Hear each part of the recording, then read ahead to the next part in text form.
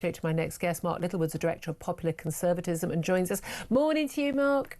Good morning, Julia. Thank Good you to be so with much. Thanks for joining us. Well, Shabana Mahmood, the Home Secretary, we talked the talk over the weekend, did lots of interviews, made the announcements formally in the Commons yesterday, although I haven't seen the actual bill that's going to go through Parliament. Already a lot of criticism of her plans to tackle illegal migration and basically deport people from this country. I mean, a lot of it, you know, it sounds quite impressive, or have visa bans on countries that won't take people back and fast-tracking deportations and waiting 20 years for permanent settlement and all of that. But we immediately had sort of pushback on, well, you can't, take money or, people's jewellery and watches from them to pay for their accommodation, and you can't deport families. We can't have children being put on planes. And then we got anger from the other side of, why are we paying people $3,000 each to get on planes and they have no right to be here? Where do you stand on all of this?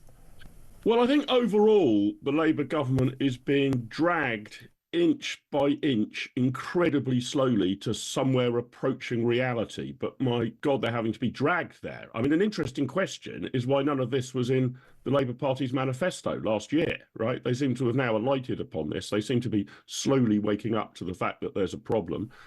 Quite possibly the fact that so many people are voting for reform is sending them an electoral message. But I think inch by inch towards reality, but still a very long way from it. There's no acceptance that we should leave the ECHR altogether, which I think is going to end up, we're going to end up there. We're going to have to do that to really tackle this. So they're still tackling it at the margins.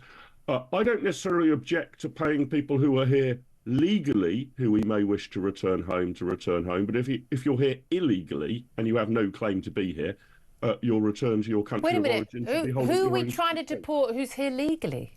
Well, if you wanted to, for example, to encourage people who have a right to be here to leave, I think a financial inducement would be reasonable. I'm not saying that is government policy, but if people are here illegally, they shouldn't get a penny. They just need to be removed from the country. I mean, the argument is like, well, they'll do all these legal challenges, but they'll only do legal challenges if they think they're going to work, or they can keep doing them forever. If you limit, you get one legal challenge and you can do it from abroad, or, various different parties suggested that. As my caller Kevin just said, well, if there's no legal aid, that might dissipate. And certainly other countries, France doesn't offer you legal aid. It's one of the reasons why people come here.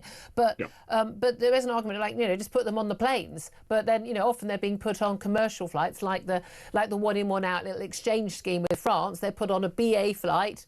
Apparently there are no EasyJet or Ryanair flights to Paris, and they're put on a quarter of the price. They're put on a BA flight, but they stop. You don't want to have people who are kicking off on the plane. The pilots won't take them. But I mean, I'm at the point where, well, just sedate them. I just don't care anymore.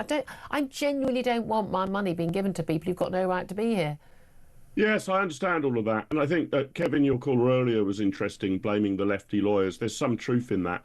But we wouldn't have the problem with the lefty human rights lawyers if we didn't have the lefty human rights laws. That's the actual problem, right? So you need to start repealing the laws. If it's the law of the land that you've got a million grounds on which you can appeal, including whether your son likes the taste of English chicken nuggets, well, then expect lefty human rights lawyers to flock to their aid. But again, often this is done under Article 8, the right to privacy in a family life, and I've read out the full thing. There's 2 paragraphs. The lefty lawyers and the judges and tribunals appear to only look at one of those and not the second paragraph, which is there is no question at all you can deport people if they're a threat to national security or to other issues or public safety and even economic costs of them. You're allowed to deport people. It's absurd that we don't need to change the law, really. We need to change the people who are absurdly misinterpreting the law. Yeah, it's now been interpreted way beyond the intentions of the original draft. I'm told that when it was originally drafted, Article 8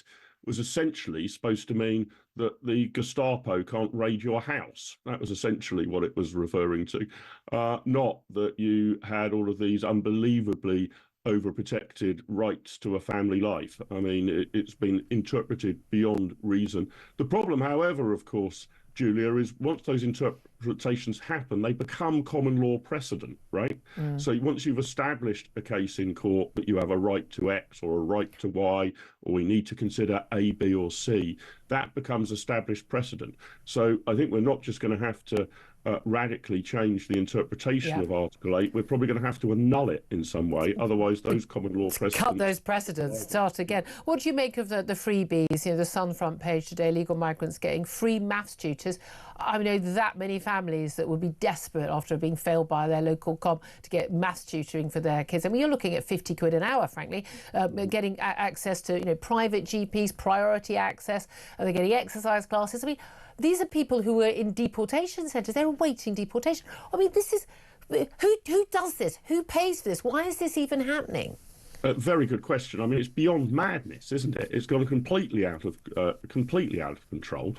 We should be providing, while we are processing your case, which, by the way, should take about 18 days rather than 18 months, which I think is about the average to process a case, with the very barest minimum. Look, I don't want to make it unnecessarily unpleasant, but it should be the barest minimum that you're provided with, not exercise classes, not maths tuitions, not PlayStations, not widescreen televisions, the barest minimum. You know, humane conditions, but not much beyond that, frankly. And yeah, the maths tuition stuff, extraordinary.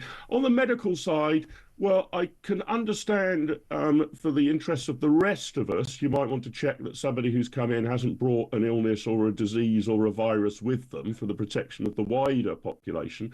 But if the medical support is for their own benefit, then, you know, they shouldn't be getting anything better than British citizens get on the NHS. Well, exactly. If it's a 2 months wait to go and get an appointment for this or that, well, then that's what we're having. That's what you get too. It is. I mean, we had the scandal, didn't we, a few months ago about them having a right to go back to a GP or a doctor they'd seen, you know, months ago and have a £300 round-trip taxi. I mean, it's just extraordinary. It really is. In fact, they got the appointments at all.